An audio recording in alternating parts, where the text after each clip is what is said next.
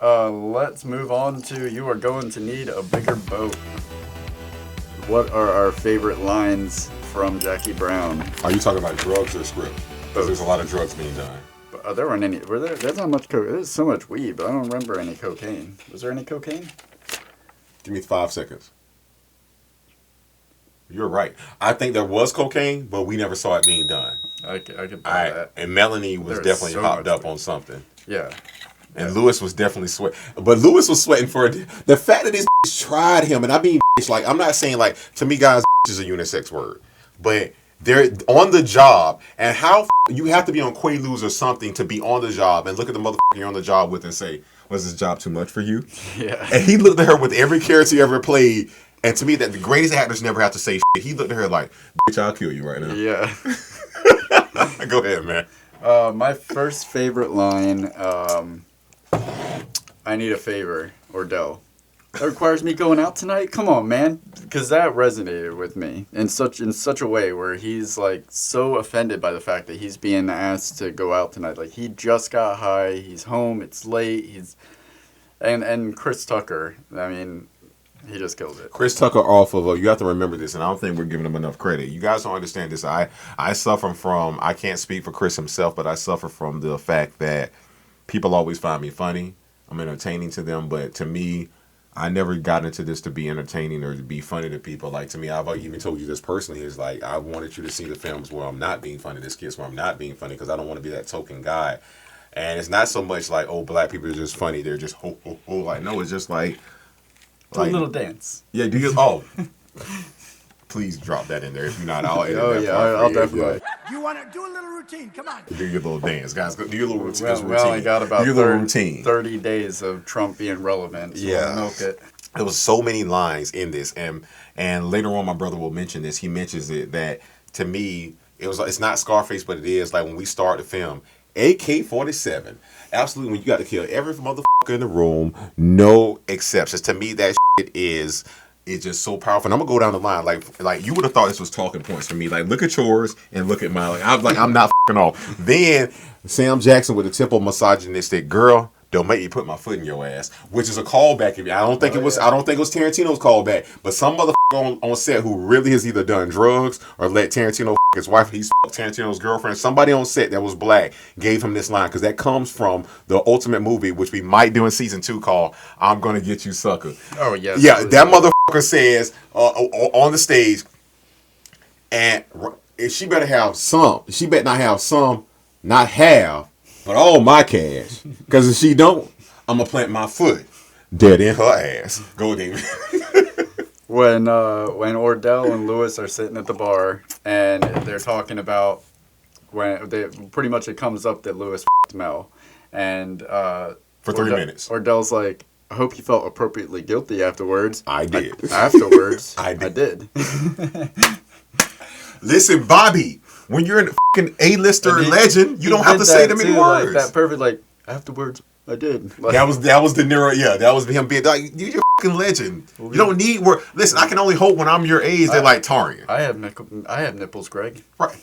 I didn't hear you wash your hands. Go ahead, man. Max dirty chair. When Lewis and Ordell are in the van, and Lewis is like, he's explaining why he doesn't have the money, why Mel isn't there, and Ordell. I'm not giving you excuses. I'm giving you reasons. I want to say that so many times. That's exactly what a reason is, but it's so justified in situations like that. Like, no, I know they sound like excuses, but this is the reality of what happened. I'm not giving you excuses. I'm giving you reasons. You want it to be the reason? I done lost every damn dime ever sent to my name. Hey man, you better back off. He was about to. All right. So for me, before we start talking about stewardesses, we need to talk about Beaumont. We need to get him out of the way. Oh, you know what? I think somebody already did. To me, that was the most sadistic thing a serial killer could ever say. Yeah. He has no conscience. No. None. Yes. I don't have a teeny motherfucking idea. Yeah, if it'll motherfucking make you happy. That right there is when Pam Grier went on the page and was like, all right, you have now Samuel Jackson, and I don't know what to do.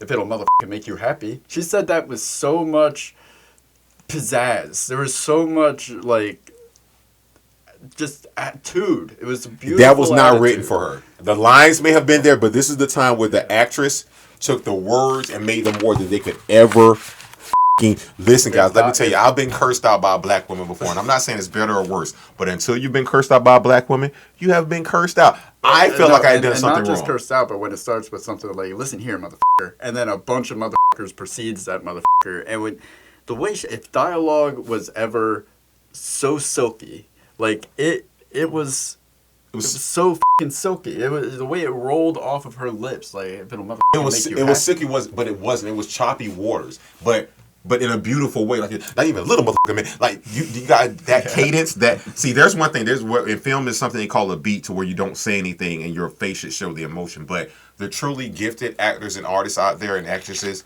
while speaking, there's called a speaking beat. You guys listen. Actors and artists out there from young to old. Let me tell you something. This is something I truly know. When an artist, no matter whether it be writer, director, or actor, puts words onto a script, it's not for you to. You're not a robot. If they want to hire a robot, then you wouldn't exist. You are an artist. It's your words to interpret what this writer has done, and you guys work together. Just one of our interviewers early in the a couple of other people we've interviewed have said it's all about having that connection with the director. Mm-hmm. But I feel it's twofold. It's also about having that connection with the writer. Yeah. The writer, the artist, and the director should always be in sync. The holy trinity of film. The truly classic films are done when the actor and actress and the director and the writer are all on the same page and reading the same book. I agree. That was I'm not done. I figured you'd have a few more. Yeah, okay. Okay, we mentioned earlier, Melanie, saying this job's a little bit too much for you. Clearly, any man in the world is given a pass for reacting the way he should. I'll just say that. I don't want he could have just hit her. That would have shut her But up. Sam Jackson said that. He was like, how can you talk to a woman like that? Yeah. He said it. Motherfucker says, man, OD, they talking real serious about this motherfucking gun charge. You know what I'm saying? He was like, man, how long ago was that? He was like, hold on, I gotta take the headset on something. He was like, man, how long ago was that gun charge? Like, he poking up. He was like, the fact that he made him even think about it. 3 years ago, man, nigga, that's an old crime. They ain't got room in the motherfucker for joints doing new crimes. I'm gonna tell you what we're gonna do. I got my own personal lawyer. Look at me. Look at me when I'm talking to you. His name is Leroy Stetson. And guess what? He lives to with the cops. So this is what we're gonna do. We're gonna go down to his office tomorrow and we're gonna sick the junkyard dog on their ass. Now, that's what we gonna do. And when he said to me again, guys, you have to understand, it's not till later you find, it's a couple of ways to be diabolical. Words are the most, he is literally pumping these motherfuckers up. Mm-hmm. He's pulling their strings, he ain't the biggest, he ain't Tiny Zeus Lister. He not this big motherfucker. Yeah. He's selling guns. You ain't seen this motherfucker with maybe one gun. That's like a little 45. Mm-hmm. But guess what, guys? The biggest muscle ever, let me tell you something. It's up here and down there. This ain't got shit to do with it. And guess what? I'm definitely big up here. And ladies, you know what? That's enough. So is that on you? Got any? Yes, I do.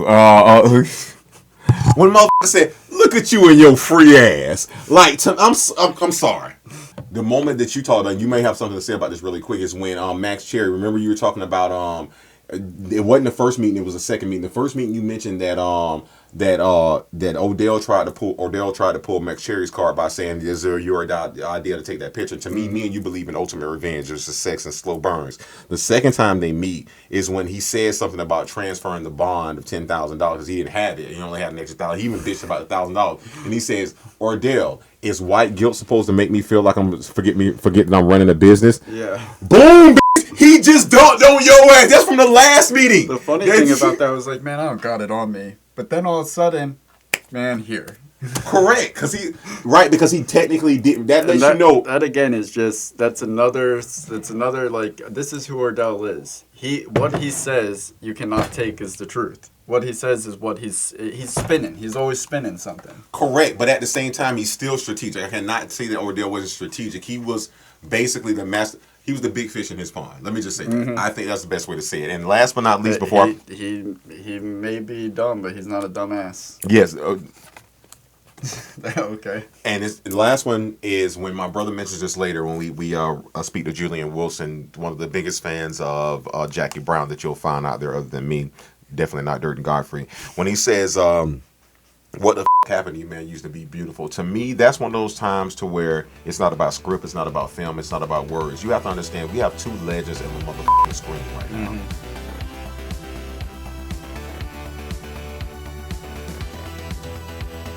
Find us in all these links. It's coming up right now.